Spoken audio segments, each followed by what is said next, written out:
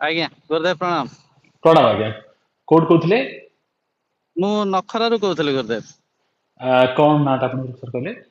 Paris Mohan Swain. Paris Mohan Swain sir. ଭଲ ଅଛନ୍ତି ଆପଣ?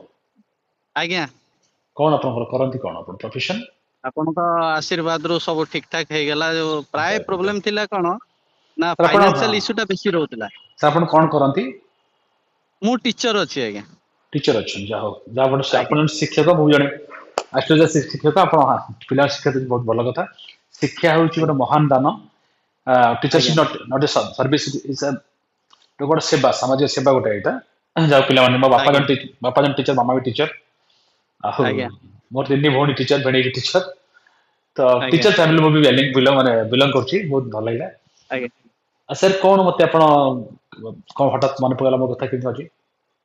ନାଇଁ ଫାଷ୍ଟ ତ ଯୋଉ ପ୍ରୋବ୍ଲେମ ରେ ଥିଲି ଗୋଟେ ୟୁଟ୍ୟୁବ ରୁ କଣ୍ଟାକ୍ଟ ପାଇକି ଆପଣଙ୍କୁ କଣ୍ଟାକ୍ଟ କରିଥିଲି। ଆଜ୍ଞା ଆଜ୍ଞା ତାପରେ ବେଶୀ ଯୋଉ ଥିଲା ଫାଇନାନ୍ସିଆଲ ଇସ୍ୟୁ ପ୍ଲସ ଷ୍ଟେବିଲିଟି ଯୋଉ ନଥିଲା ମୋର ପ୍ରୋବ୍ଲେମ ଟା ମେନ୍ ସେଇଟା ଥିଲା। ଆଜ୍ଞା ଇନକମ ଭଲ ହଉଛି ନୋ ଡାଉଟ କିନ୍ତୁ କିଛି ବି ରଖି ପାରୁନଥିଲି। ତାପରେ ଆପଣ ଯୋଉ ସଲ୍ୟୁସନ ବତେଇଲେ ଯେ ନବଗ୍ରହ କବଜ ଯୋଉଟା ଗ୍ରହ ଆଜ୍ଞା ଶାନ୍ତିର ଯୋଉ କବଜ ଟା ଦେଇଥିଲେ ଆଜ୍ଞା ତାକୁ ପିନ୍ଧିଲା ପରେ ପାଖାପାଖି 2 ସପ୍ତାହ ପରେ ମୁଁ ତା ରେଜଲ୍ଟ ଜାଣି ପାରିଲି। ଆଜ୍ଞା ତ ଆଜ୍ଞା ପାଖାପାଖି 3 ମାସରୁ 4 ମାସ ହେଇଗଲା। ଏବେ ଆଉ ନା ମୋର କିଛି ଫାଇନାନ୍ସିଆଲ ଇସ୍ୟୁ ଅଛି ନା ଷ୍ଟାବିଲିଟି ଅଛି ପ୍ଲସ ପଜିଟିଭ ଭାଇଭ ଯୋଉଟା ଗୋଟେ ମନ ଭିତରେ ଆସିଲାଣି ଆଉ କିଛି ଡର ନାହିଁ ସେମିତି କିଛି ଯେ କିଛି ହବ କିଛି ସର୍ଟେଜ ଅଛି କି ପ୍ରୋବ୍ଲେମ ଅଛି ଏ ଫିଲିଙ୍ଗସ ଟା ମୋର ଆସୁଛି ଏବେ। ଯାହା ହଉ ଖୁସି ଲାଗିଲା ଆପଣ ତ କଥା କହିଲେ। ଆପଣ ଆଜ୍ଞା ଜଣେ ସ୍କୁଲ ଟିଚର ଓକେ ଜଣେ ଶିକ୍ଷକ। ଆଜ୍ଞା ଆଜ୍ଞା ବହୁତ ଭଲ ଲାଗିଲା ଏଜୁକେଟେଡ ଆପଣ ଗୋଟେ କଥା ହଉଛି ଆପଣ କଣ ଆଜ୍ଞା ଏସବୁ କବଜ କି ତାବିଜ ଦେଖନ୍ତୁ ମୁଁ ଆପଣ ରେଜଲ୍ଟ ପାଇଛନ୍ତି ମୁଁ ଦେଇଛି ମୁଁ ଆଜ୍ଞା ଜାଣିଛି ମୋର କନଫିଡେଣ୍ଟ ଅଛି ମ୍ୟାଟର ଆଜ୍ଞା ନୁହେଁ। ଏ ଭିଡିଓ ମୁଁ ଏଥିପାଇଁ ଲୋକଙ୍କୁ ଅପଲୋଡ କରିବି ସାର୍ ଡୋଣ୍ଟ ମାଇଣ୍ଡ ଯଦି ଆପଣ ନ ଚାହିଁବେ ମୁଁ ଅପଲୋଡ କରିପାରିବି ଲୋକ ଦେଖନ୍ତୁ ବୋଲି। କାରଣ ଆଜ୍ଞା ବହୁତ ଲୋକ ମାନେ ଯୋଉମାନେ କି ଠକାମିର ଶିକାର ହଉଛନ୍ତି ଏଇଟା ଆଜ୍ଞା କରିଦିଅନ୍ତୁ ସେଟା କରିଦିଅନ୍ତୁ ମୁଁ କହୁଛି ମୁଁ ତ great I M not great okay ସବୁ ଭଗବାନଙ୍କ ଇଚ୍ଛା ଗୁରୁଙ୍କ ଇଚ୍ଛା ମୁଁ ବି ସବୁବେଳେ ସକ୍ସେସ ଏଇଟା ବି ପସିବୁଲ ନୁହେଁ ଓକେ। ଆପଣଙ୍କର ପୂର୍ବ ଜନ୍ମରେ ଯଦି ନାହିଁ ହବାର ନାହିଁ ତାହେଲେ ହେଇପାରିବ ନାହିଁ ଆଜ୍ଞା ଅସମ୍ଭବ। ଯିଏ ମରିବ ସେ ନିଶ୍ଚୟ ମରିବ ତାକୁ ଡକ୍ଟର ବଞ୍ଚେଇ ପାରିବେ ଡକ୍ଟର ଫେଲ ହେଇଯିବେ operation successful patient death okay.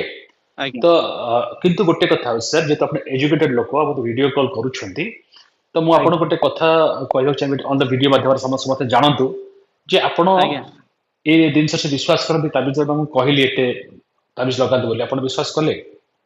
ଆଜ୍ଞା।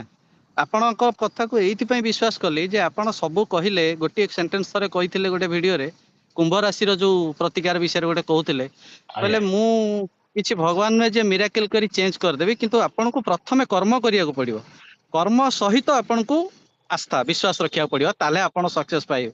ମତେ ସେଇ ଗୋଟା ବହୁତ ହାର୍ଟ ଟଚିଂ ହେଇଥିଲା ସବୁରି ମୂଳରେ କର୍ମ ସହିତ ଯଦି ବିଶ୍ଵାସ ରହେ ନିଶ୍ଚିତ ସକ୍ସେସ ହବନି କାହିଁକି। ତାପରେ ଆପଣ ତାବିଜ ଲଗେଇଲା ପରେ ଓପନଲି ମାନେ ସ୍ୱୀକାର କରୁଛନ୍ତି ଯେ ହଁ ମୁଁ ନିଶ୍ଚିତ ନିଶ୍ଚିତ ଆଜ୍ଞା ଯାହା ହଉ ଦେଖନ୍ତୁ ବହୁତ ଲୋକ ସାର ଉପକାର ପାଆନ୍ତି ସମସ୍ତେ ବାଇଟ ଦିଅନ୍ତିନି ସବୁ ସାମ୍ନାକୁ ଆସନ୍ତିନି ମୁଁ ତ ଉପକାର ପାଇଲେ ଆଉ ଆଜ୍ଞା ଜଣଙ୍କର କଣ ଦରକାର ଆପଣ ଆସିଲେ ଆଉ ଟିଚର ମଧ୍ୟ ଖୁସି ଲାଗିଲା। ଆମେ ଗୋଟେ ତନ୍ତ୍ର ମନ୍ତ୍ର ଜିନିଷ କରୁନୁ ଏଟା ମା କାମାକ୍ଷାଙ୍କ ନା ନା ତାବିଜ ନା ଆଜ୍ଞା ମା ମାର କାମାକ୍ଷା ଆଶୀର୍ବାଦ ସବୁବେଳେ ପିଲାମାନଙ୍କ ପ୍ରତି ଅଛି ବିଶ୍ଵାସ ରଖିଲେ ନିଶ୍ଚିତ ମାର ଆଶୀର୍ବାଦ ଆଜ୍ଞା ପାଇବା ଆମେ। ଯାହା ହଉ ତ ଆପଣ ଅନ୍ୟ କଣ ସଜେଷ୍ଟ କରିବେ କବଚ ସଜେଷ୍ଟ କରିବେ କବଚ ନେବା ହଁ ପାଇଁ? ନିଶ୍ଚିତ ନବଗ୍ରହ କବଚ ର ରେଜଲ୍ଟ ମୁଁ ଯେହେତୁ ପାଇଛି ଆଜ୍ଞା ଆଉ ଅନ୍ୟମାନେ ଯିଏ ବି ଭିଡିଓ ଦେଖୁଛନ୍ତି ଆପଣ ଥରେ ଟ୍ରାଏ କରନ୍ତୁ କିନ୍ତୁ ମାନେ ଏଇଟା କହିବେନି ଯେ ରେଜଲ୍ଟ ହେଲାନି ରେଜଲ୍ଟ ନହବା ପଛର କାରଣ ମାଦକ ଦ୍ରବ୍ୟ ଛୁଇଁବେନି ବା ଯଦି ଛୁଉଁଛନ୍ତି ମୁଁ ଭାବୁଛି ସେଇଟା କାମ କରିବନି ଆଉ ତା ସହିତ ଯଦି ମୁଲା ମୂର୍ତ୍ତିକାରେ କିଛି ହୁଏ ତାକୁ ଗଙ୍ଗା ଜଳ କ୍ଷୀରରେ ଧୋଇବେ କାରଣ ଥରେ ମୁଁ ଏମିତି ରେଜଲ୍ଟ ଟା ତାର ନେଗେଟିଭ ଆସିଗଲା କଣ ପାଇଁ ନା ଥରେ ଛୁତିକିଆ ହେଇଥିଲା ମୁଁ ତାକୁ ଶୋଧନ କରିନଥିଲି କିନ୍ତୁ ଶୋଧନ ପରେ ପୁଣି ନର୍ମାଲ ହେଇଗଲା ସବୁ ତ ମୁଁ ସେଇଟା କହୁଛି ଛୁଆଁ ଛୁତିକି ଟିକେ ଜଗିବେ ଆଉ ମାଦକ ଦ୍ରବ୍ୟଠୁ ଦୂରେଇ ରହିବେ ତାବିଜ ନିଶ୍ଚୟ କାମ କରିବ।